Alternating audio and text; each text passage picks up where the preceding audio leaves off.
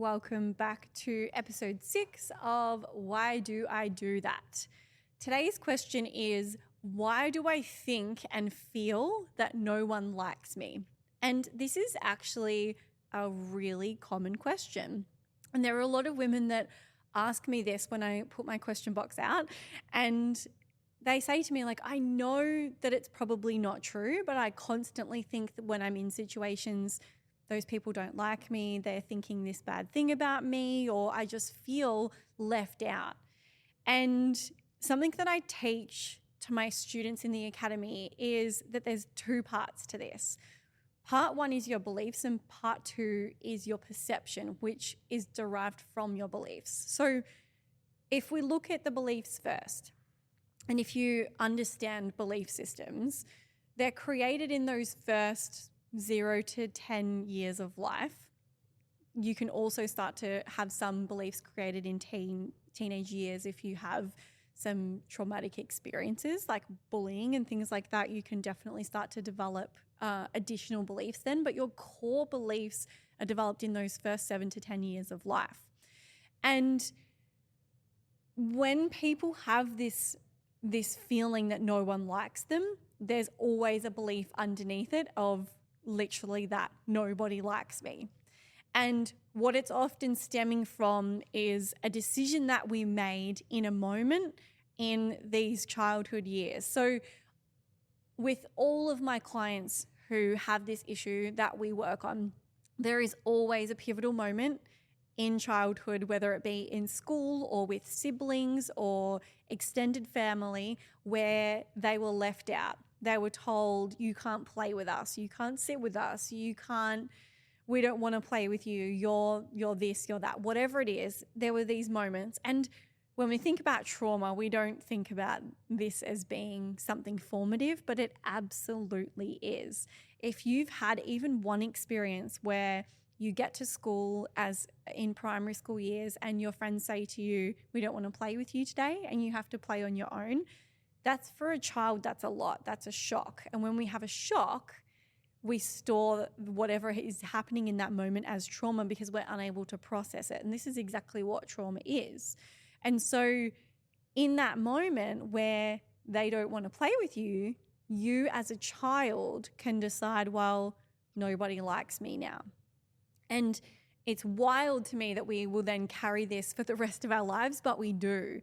We decide it in this moment, and it is cemented in our minds as a core belief, and we then believe it to be true until we do the subconscious work to remove it. And so what's happening is when somebody as an adult is having these feelings of no one likes me, no one wants to be friends with me, it's actually stemming every single time from an experience in their childhood or teen years where they were left out and they created that belief in that moment.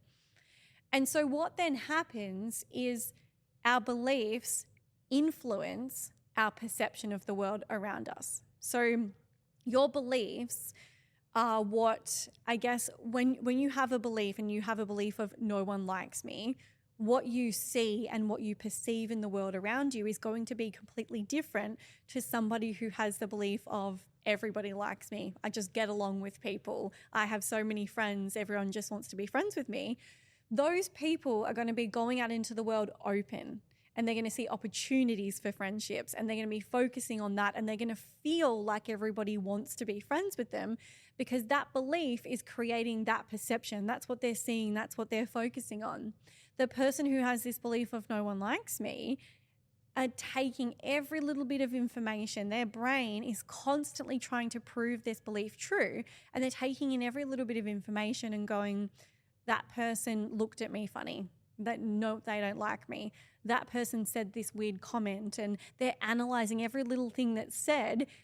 The person that has the belief that everybody likes me wouldn't even notice that if it happened because it's not in their awareness and it's not in their perception because it's not in their belief systems. It doesn't align with what they believe about themselves and the world, and therefore they don't see it, they don't notice it. And there's an example of this. There's an example of one of my clients we worked in an office, and she said to me, no one in the office likes me. No one in the office wants to hang out with me. Nobody wants to they all go for drinks and things, and I just don't feel like they're my people. I don't feel like they like me. And we did a lot of belief work, and she came back to me one day and she said, do you know what? I realized the other day at work, everyone was going for drinks after work, and they said to me, hey, do you want to come and get pizza and drinks? It was like a Friday night knockoffs thing. And she said, yes. And she said, in that moment, I realized they had asked me every single week for 2 years whether I wanted to come. And I just automatically said no. And I didn't even register or realize that they were asking me to come with them, because my perception was that they didn't like me. It didn't align. And so she had this realization of, it was there in front of her the whole time. And this is what happens. We think that we've got the whole story, but we absolutely do not have the whole story, because our brain is only picking up what it believes to be true, and it's constantly just proving itself right. And it does that for protection, because our beliefs are there to keep us safe. Our brain is designed to keep us safe. Therefore, our beliefs, being an extension of that, are to keep us safe. It's like, this is how the world works. This is how you fit in. This is who you've got to be. This is how it goes. And if you step outside of that, it feels uncomfortable. And then your brain will put you back into place with thoughts that are negative and limiting, to kind of squish you back down to where feels safe. And so if you have this belief of no one likes me, then that's all you're going to see. That's all you're going to perceive. That's all you're going to notice. And I can almost guarantee that there will be people listening to this. I can guarantee that there are friends that have been trying to reach out and catch up with you that you haven't been ignoring, because you've been focusing on the people that don't like you, or the people that you think don't like you, because that is just how our brains work. So it's not actually true, is what I'm trying to say. It's not true. It's something that your brain is telling you because of an experience. And what happens is, when you go back and you fix this initial memory and you heal this inner child who is being bullied or no one likes, and you teach this to them, it ripples into these later years in life, and it becomes who you are now. And I was actually, again, the perfect example of this. I had this belief that nobody likes me, because I had gone through bullying in primary school, high school. It was just deeply ingrained. And so when my oldest went to school and started prep, I had this feeling that none of the mums at school liked me or wanted to be friends with me. And I was aware enough at this point to go, oh, that's so interesting. Like, why am I thinking about that? Why am I focusing on that? Where's this coming from? And I decided in that moment to look at what the beliefs were. And the beliefs were that I don't fit in with school mums. I'm not a mum, because I've always been a working mum, and I've always been a bit more, I guess, of an alternative mum. And so I was like, I'm not going to fit with them. I don't fit with them. They're not my people. A list of beliefs that were keeping me separate from them, and were further proving that they don't like me.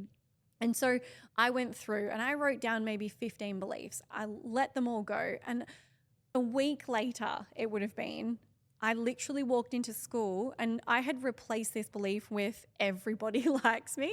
Everybody wants to be my friend. I have good energy. People are drawn to me, like all of these different beliefs. And I walked into school and I felt that in myself.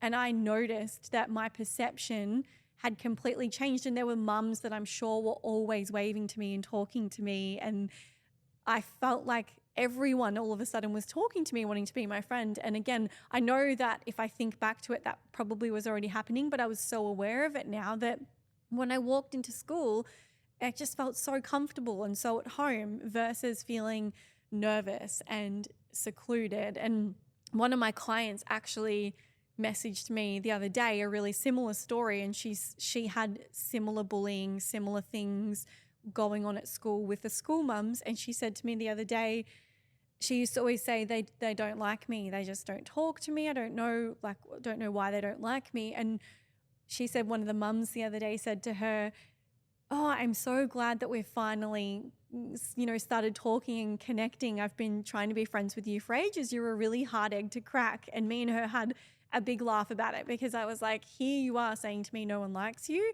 and they're perceiving you as like this bitch that is really cold and hard to talk to, because that's how you're coming across, because you think they don't like you. So you're actually kind of repelling them at the same time. And we talked about, everything that I've just spoken about and how this plays out and how this happens.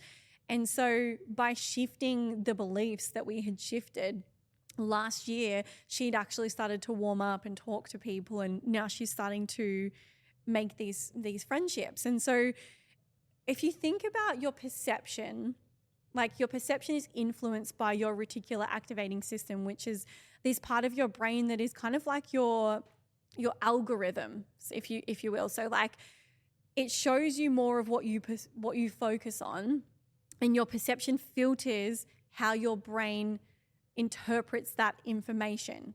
So if you think about it, if you're saying to your brain, nobody likes me, it's going to show you more of that. It's the same as your algorithm on Instagram. Like whatever you're focusing on, you're going to get more of. That's how the reticular activating system works in your brain. It's like when you're buying a new car, or when you want to buy a new car. This has just happened to me recently.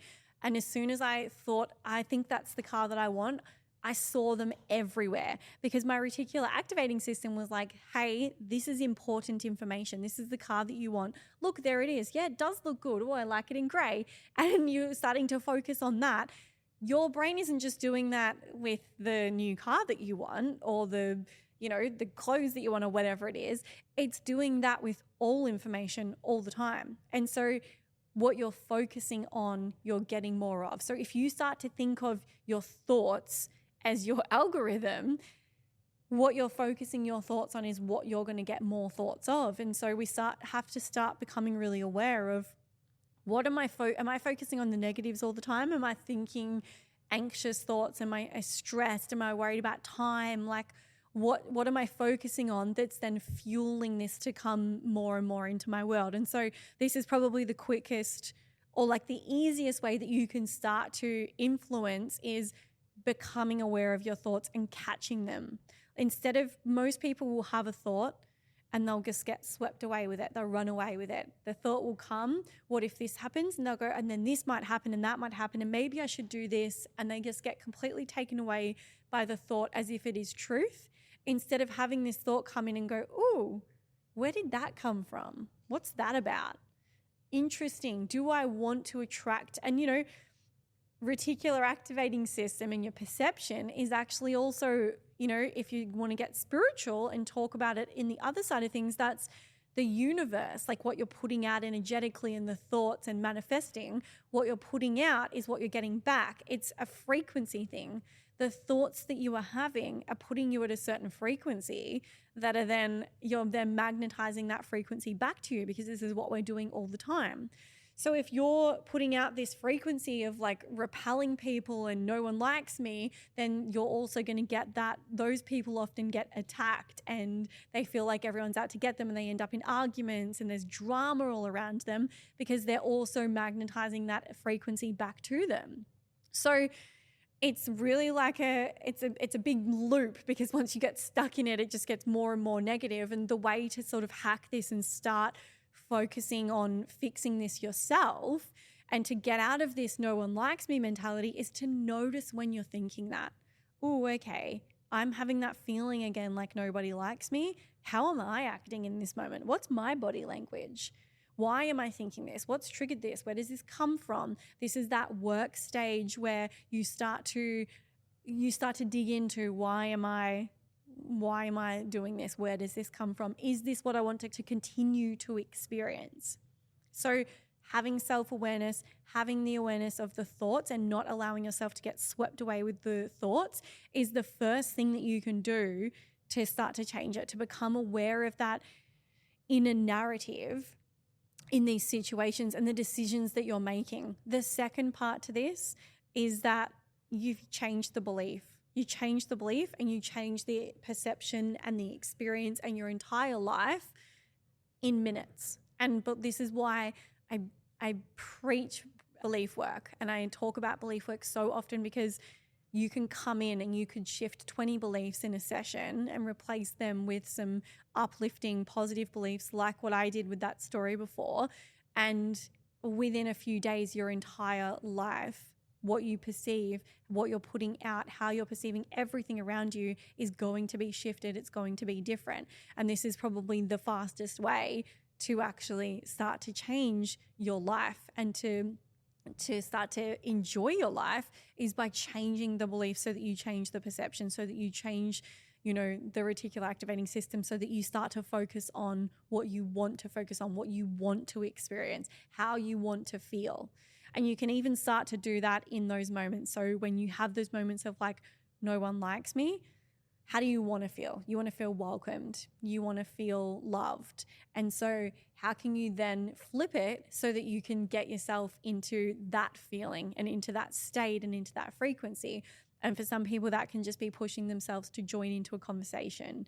And it can be, walking up to somebody that they feel really drawn to and just starting a conversation and asking them if they want to go for dinner, or if they want to get a coffee or whatever, and starting to push themselves out of their comfort zone. And a lot of the time what happens is, once they start to do this, they go, oh, people actually do like me. Oh, people are actually saying yes. And they start to get that evidence, because if you're not going to change the subconscious belief, which is the quickest, fastest, easiest way to do this work, if you don't have the capacity to do that, what you need to do is need to start building evidence that the opposite is true.